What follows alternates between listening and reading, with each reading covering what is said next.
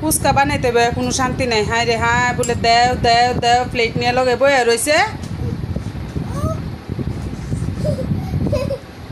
আনতে সইছে আর আনতে সয় না, যা লাইছে সৃষ্টি আমারে।